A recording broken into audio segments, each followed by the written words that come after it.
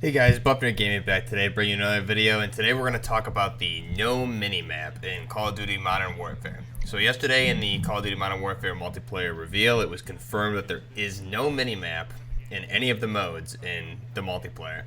Now I want to talk about this and the pros and the cons, and I hear a lot of buzz online basically saying how this is a big problem, it's a big mistake, and then there's some people on the other side of the fence that don't really mind it. And my perspective is that it's not a big deal at all. And I come from games where, like typically Battlefield and even the old Call of Duties, where I don't find myself using the minimap that much, and especially in Call of Duty, like for example Modern Warfare Remastered, that minimap is typically used just for people to chase red dots on the minimap. So I think taking away that ability was going to slow down the gameplay to an extent, but more so make the game more tactical, and that's the exact approach that Infinity Ward is going for with this title, is realism and tacticality. So without having a minimap, it's going to change the pace of the game, and it's going to punish people who are perhaps rushing too hard or who don't know the maps. You're really going to have to take the time to learn the maps, learn the corners, approach things tactically. Pine corners is going to be a big thing. Listening to footsteps, so you're going to want to have a good headset when this game comes out,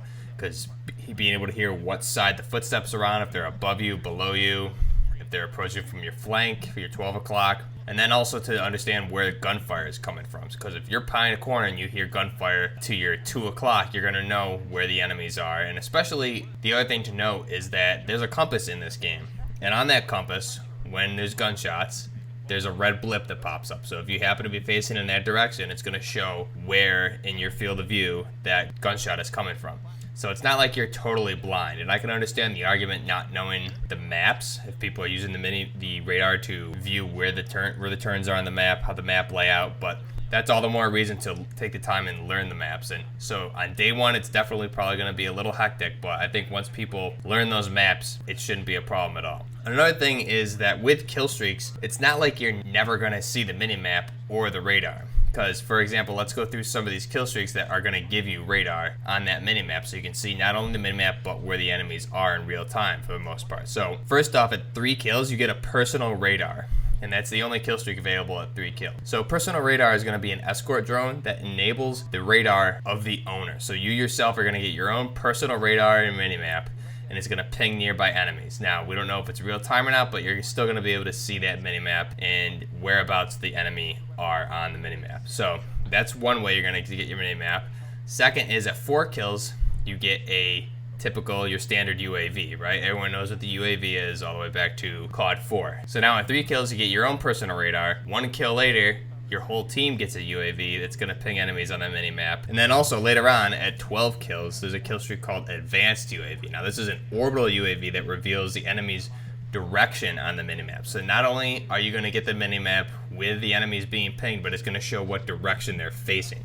So those of you guys that love to flank and play a little tactically and approach the enemy from the rear and take out a bunch of the enemy teammates, this is how you're going to do it, is be able to see what direction they're facing in real time. So there's no delay on the ping. It's going to be in real time, show you exactly what direction they're facing, so you know how to approach those corners, whether you need to approach those corners tightly, whether you need to pie the corner, how aggressive you can be. So that's 3 different instances of you and your team having the minimap and the radar active throughout the game. So think of it this way, is how many people are going to have a personal radar, UAV equipped. So at 3 or 4 kills, you should have a radar at least half of the gameplay. If you're talking a standard TDM, everyone typically gets those UAVs pretty quickly, especially if you have some of the perks on that are going to reduce that kill streak -1. And then again, at 12, you get the advanced UAV. So the one question is, how long do they last? This is the typical time that we're used to. I think it's standard is 30 seconds. But regardless, it's not like there is no minimap in this game. So you just need to work for it. And I think that's good. It's really going to depend on your team. If you want to see a minimap and know where the enemies are, then it's going to encourage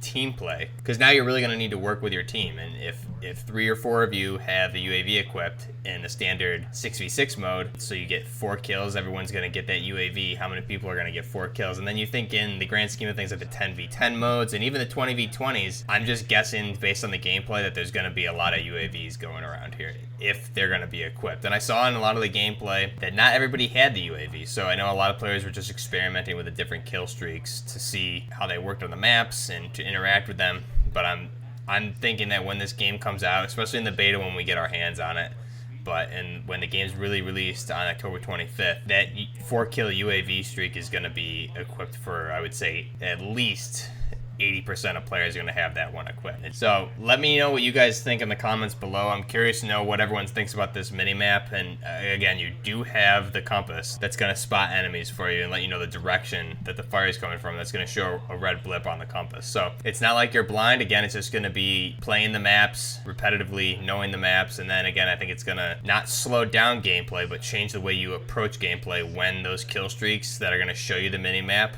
are not active. So again, 3, 4, and 12 kill streak options for the mini-map and to know where the enemies are, and then you have the compass. So it's really just going to encourage players to play a little smarter, not necessarily slow down the gameplay, but understand when the mini-map and UAVs are active and when they're not, and how you may approach battles. So let me know what you think in the comments below, guys. Are you for the mini-map? Do you want to see this come back by the time the game's released, or is this not a big deal for you? I know in Medal of Honor Warfighter there was no mini-map. In that game, it was really not an issue for me. And again, in Rainbow Six Siege, there's no mini-map also. It's just a matter of learning the maps. And then if you have good teammates, it's not going to be a problem at all. But I can't wait to get my hands on this game. The beta is September 12th for PS4 if you've pre-ordered. And it's going to go through that whole weekend. And then the official open beta for full crossplay is going to be the following weekend. So let me know in the comments below. Don't forget to like and subscribe. And until next time, Buffner Gaming, out.